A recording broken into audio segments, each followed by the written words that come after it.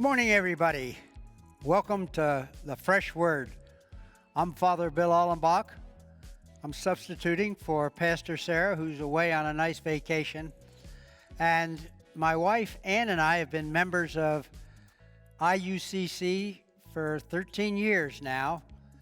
I'm a retired Episcopal priest, and I thought maybe I'd tell you a little bit about the Episcopal Church. The church was founded in England in the 15th century, so it's kind of old. It was part of the Church of England, founded by Henry VIII. Has quite a history, but it also has a lot of the customs that the more formal churches have, like the Roman Catholic Church. And so you see I'm dressed in some vestments. And let me tell you just a little bit about my vestments. I could have a half-hour fashion show with all the vestments that Episcopal clergy have, but I'm not going to do that. I'm just going to show you a couple of them. For instance, this I have on, which somebody just calls a vestment in the Episcopal Church. We call it an alb, which is really a word for white, and it's most clergy wear white at the whole service. Sometimes they wear a black cassock. The alb has a cincture on it, which is like a belt. Here's my cincture. Cinctures are about 81 inches, and they kind of are to remind us of the rope that was wrapped around Jesus as they were taking him up to Calvary. We wrap these around our waist in a very certain elaborate way, and then the next thing we have are stoles. We have lots of different color stoles depending upon the season years. Here's my red one. Here's my purple one. I have a green one. I have a white one that's kind of an interesting stole for me because it was my dad's. My dad was an Episcopal priest, so this stole is somewhere over 100 years old, and it always brings back warm memories whenever I wear it. Then, if I'm not doing a formal service in the church, I'm apt to wear this stole. Now, interestingly enough, this stole says, hey, Hanakila Mekeakia, which are the Hawaiian words here for the church in Hawaii, where I was a priest for 15 years. And the last stole is really not a Eucharistic stole as much as it's just a very pretty stole from Guatemala, and I would say it's my favorite stole. Now, as Episcopalians, we have a big book. It's called the Book of Common Prayer, and it has really dozens of different services in there, and in some of it's in Old English and some of it's in Modern English. And we use this book, as you can tell, I've been using it a lot in my life. We use this book to guide us through our services. And we do lots of things in the church services that we don't do here at IUC. Some people think the Episcopal Church is kind of like an exercise program because we sit for instructions, and that means the sermon and other readings.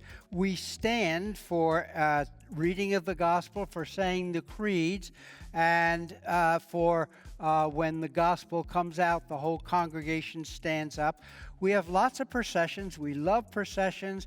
We call them the smells and bells of the Episcopal Church. And these smells and bells have us sitting down, standing up, and kneeling. And in the Episcopal Church, we actually get down and kneel. Now, as we get older, it gets harder and harder to kneel. But I was going to ask my boys and girls, as you're watching this, wonder if you can get down on your knees and kneel and show us how to kneel and place your hands like this. If you can do that, then maybe you'll be a good Episcopalian, because sometimes we have to kneel for 10 and 15 minutes at a time, and it's hard. So let me see my boys and girls here, how they practice kneeling.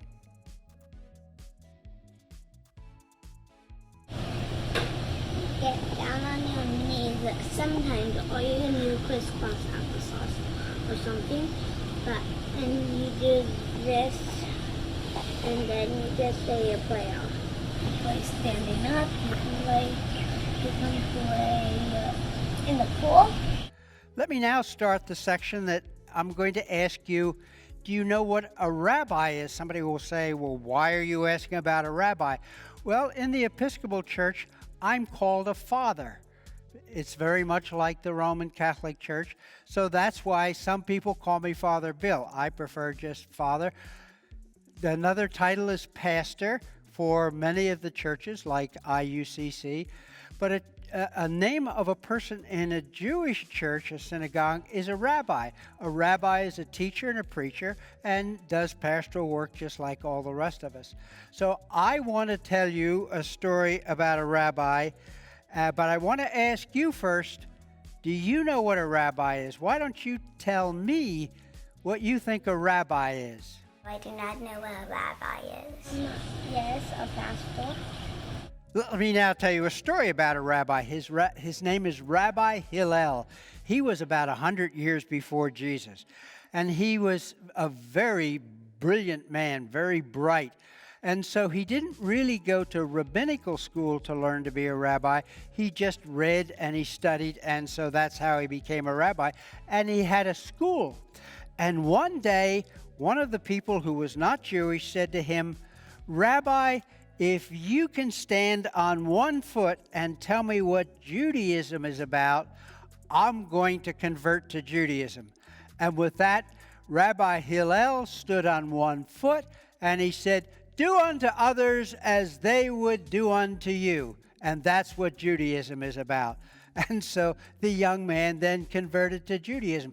I want my boys and girls here, try standing on one foot, now just one foot, and say, "Do unto others as they would do unto you." Do unto others what they do to you. Do unto others as they would do unto you. What to you?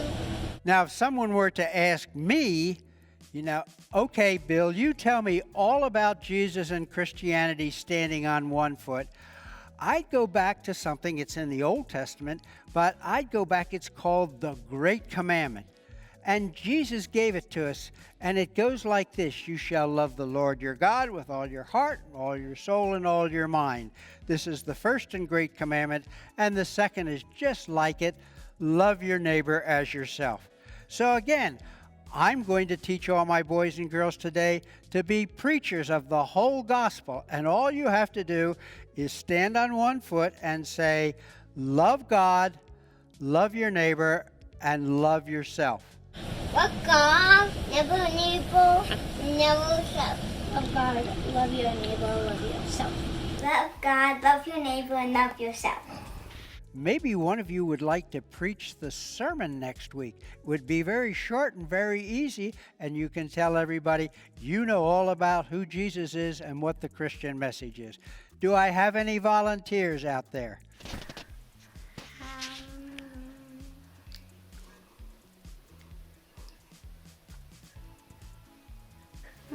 No. I don't know.